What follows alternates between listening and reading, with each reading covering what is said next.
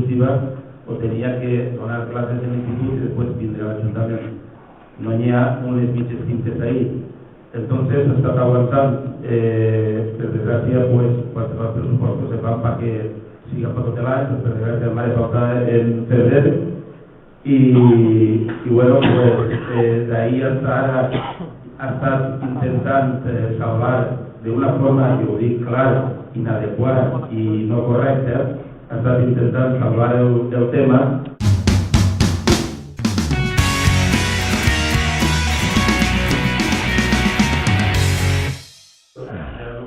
Jo no vaig dir que estava cobrant inadequadament o il·legalment, jo vaig dir que estava en una situació rara o anòmala.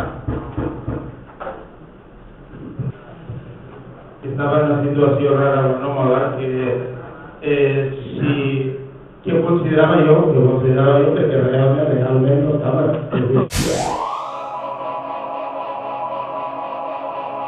Clar, inadequat i no correcte, ho dic clar, inadequat i no correcte.